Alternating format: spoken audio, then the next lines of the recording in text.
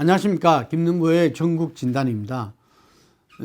오늘은 좀 전에 제가 한 대로 190대 110 그리고 이 정부 여당으로 보자면은 180대 보수 야당은 103석 이렇게 지역구의 속으로 보면은 163대 84 거의 더블 스코어였습니다. 예.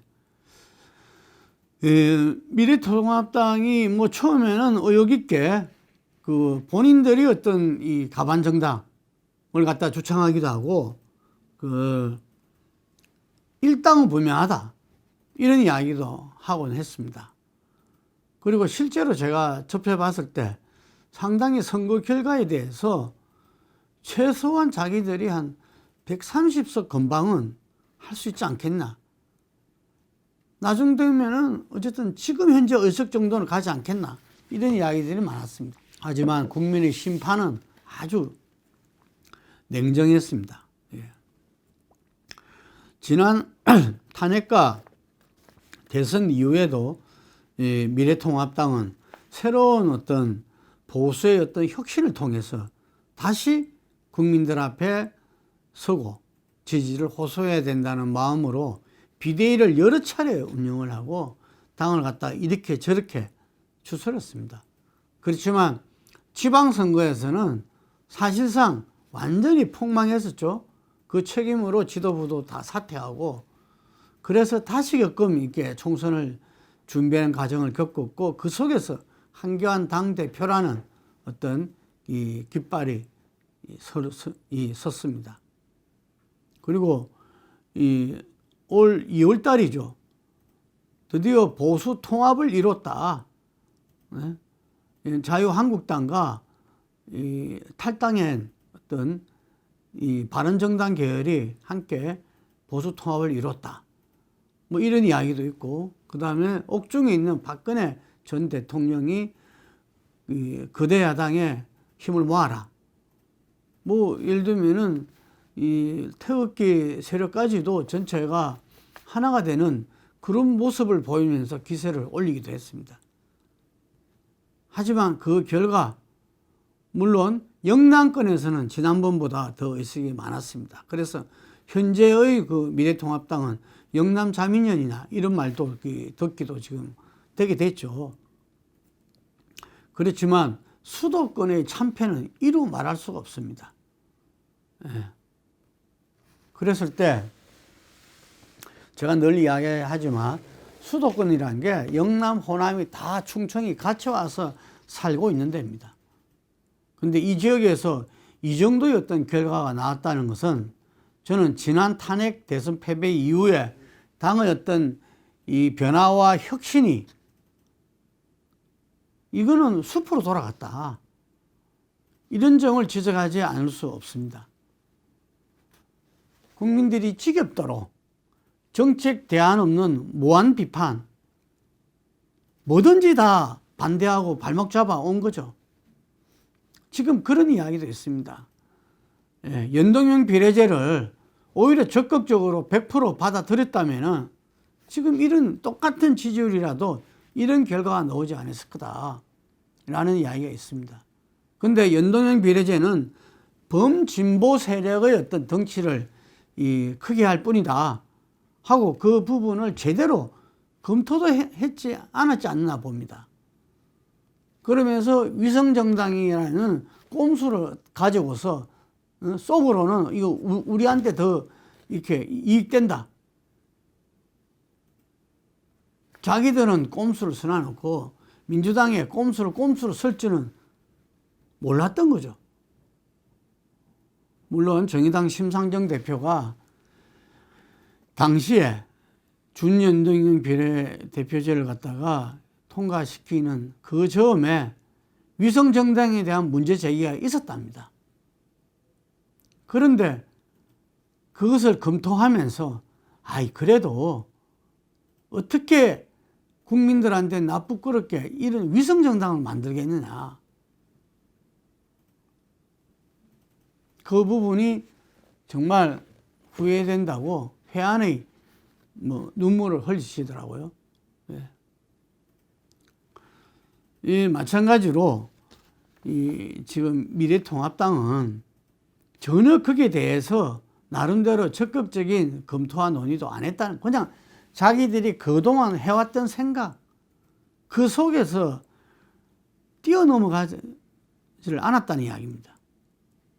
그래서 지금 현재도 선거 패배, 선거 참패의 원인에 대해서는 여러 가지 해석들이 제기되고 있습니다. 물론 언론에는 근본적인 혁신이 부족했다 하는 의견이 대세를 이루는 가운데 공천 파동에서 드러난 숙성되지 않은 보수통합과 분열에서 원인을 찾는 주장도 있습니다. 지난 토요일 날 패자 3인의 반성문이라는 제하에 한 언론 인터뷰 내용이 제가 볼 때는 현재 실상에 가장 가깝지 않나. 실상입니다. 현상. 이혜훈 의원이죠. 아직까지. 이혜훈 의원이 통합당은 유권자의 인식이 어떻든 집단 체면에 걸린 것처럼 우리가 옳다라고 주장했다는 거예요. 또한 중도층이 아니라 골수 우파를 향한 메시지만 냈다. 김용태 의원 전 사무총장이죠. 국민의 삶과 미래를 책임질 능력과 품격도 없이 정권 심판의 목소리만 높였다. 이준석 최고위원이죠.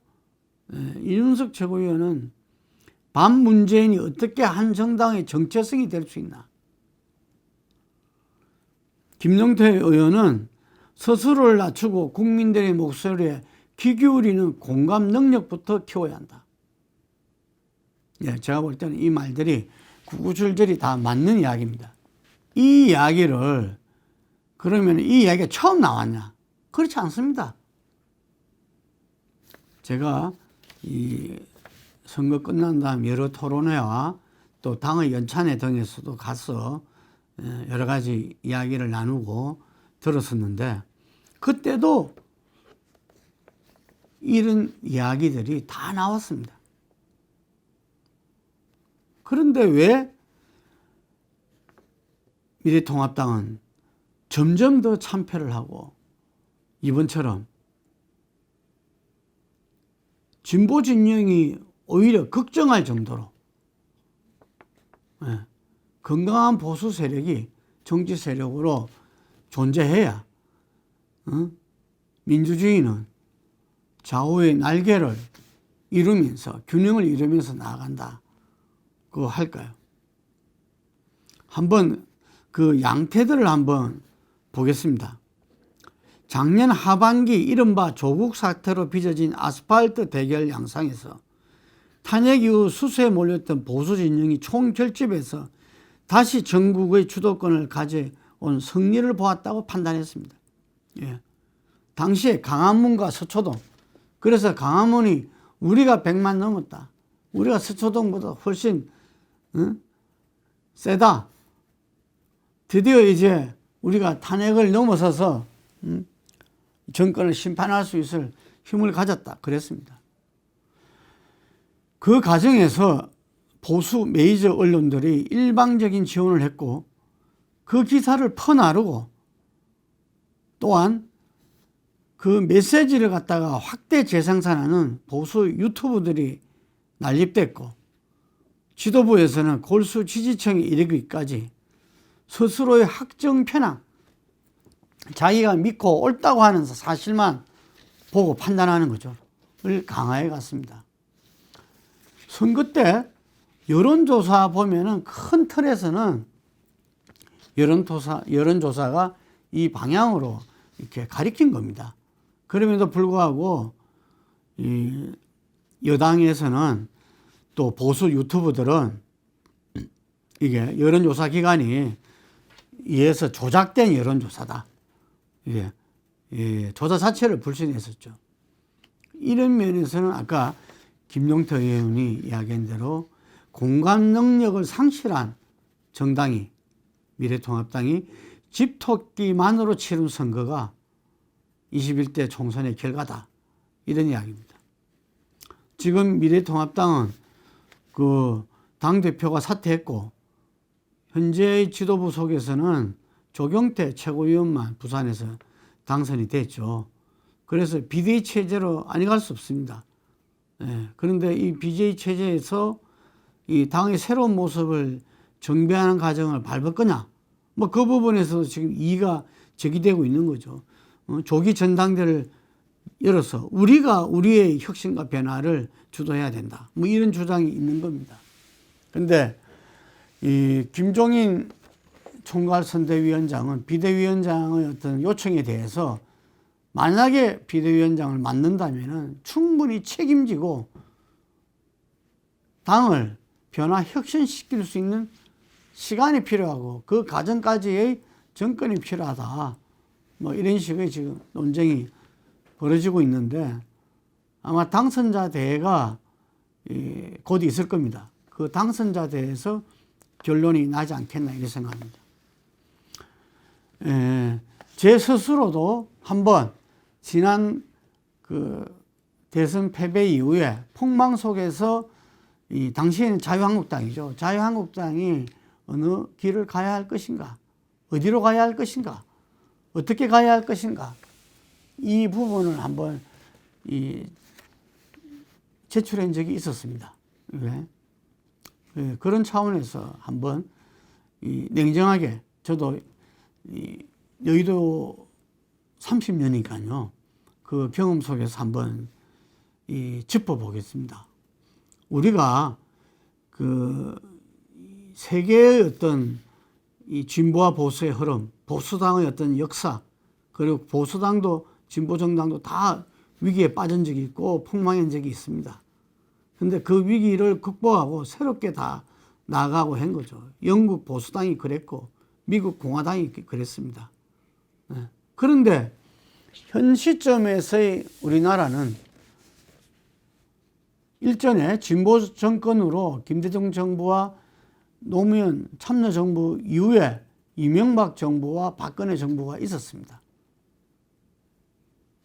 보수가 10년의 어떤 야당 생활 속에서 다시 정권을 탈환을 해왔는데 지금은 4번의 연속적인 패배와 이렇게 가면은 다음 선거도 어렵다. 아니, 정치 세력으로 존립 자체가 어렵다는 문제 제기가 되고 있습니다. 저는 이 부분에서 우리 국민들이, 보수를 포함해서 우리 국민들이, 그리고 보수 세력이 한국 보수, 대한민국 보수에 대해서 깊이 있는 성찰을 요청합니다. 대한민국 보수는 근대사에서 시작됐던 전통적 의미의 진보 보수하고는 다릅니다. 대한민국 보수는 해방정국의 어떤 이 신냉전 시대,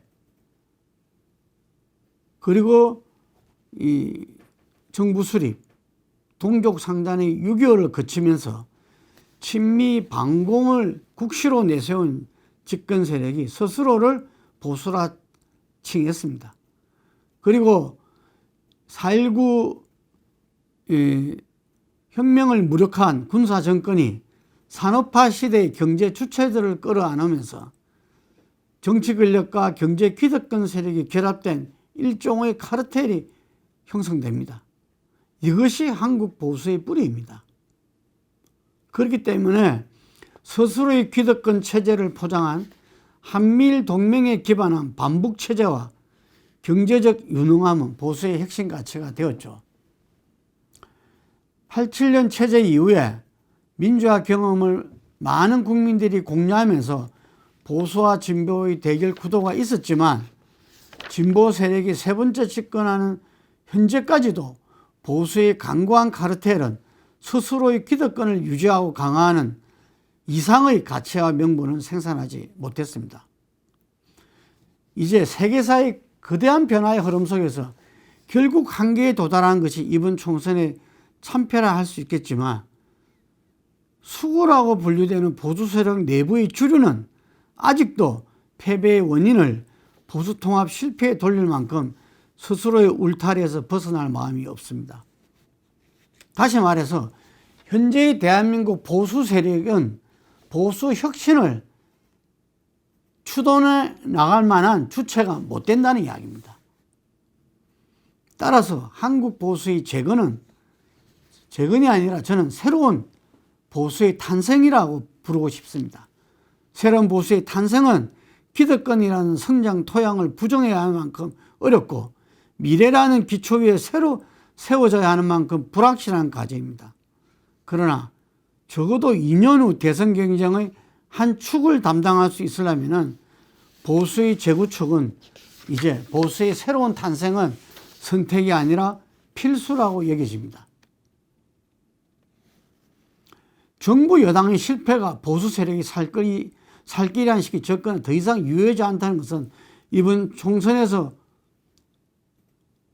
생생하게 아마 확인됐을 겁니다. 예. 정부에 대한 어떤 실망과 비판이 대한민국 보수 세력의 지지로 이제 가지 않는다는 거죠. 예. 이제 보수는 새롭게 탄생하면서 대한민국 보수를 새롭게 구성해야 됩니다. 우리가 진보와 보수의 양날개, 양흐름이 균형을 이루고 가야 된다는 것은 보수가 정치 세력으로 필요하다는 이야기입니다. 대한민국이 한 단계 더 국력이 점프되고 한반도라는 새로운 통일 시대를 열기 위해서는 우리는 새로운 보수를 필요로 하고 있습니다. 21대 총선의 결과는 변화하려 하지 않는 세력에 대한 국민의 심판이라 볼 수 있고, 이에 따라 현재 보수라 분류되는 세력의 내부 변화, 판도에도 큰 변화가 불가피합니다. 그렇지만 다시 한번 말씀드리자면은 한미일 공조만이 살 길이다 라는 어떤 이 통일 외교 정책이라든지 이게 대기업 재벌만이 경제의 성장 동력이다고 하는 그런 이 잘못되고 편악된 어떤 이 가치관, 세계관에서 저는 과감하게 떨쳐 일어나야 된다 보고요. 그래서 미래통합당이든 이 미래통합당의 해체 속에서 벌어지던 정말 보수 세력이 반성과 치열한 논쟁을 통해서 기득권 수구와는 대별되는 오히려 시대 정신을 대변하는 진정한 보수의 길을 찾는 노력이 이제는 시작되어야 된다고 봅니다. 그래서 저희 폴리뉴스도 이와 같은 취지에서 보수 재건의 길이란 테마를 가지고서 정말 새로운 보수 창출을 염원하는 많은 훌륭하신 분들의 인터뷰를 통해서 국민들에게 알려나가고자 합니다. 네, 감사합니다.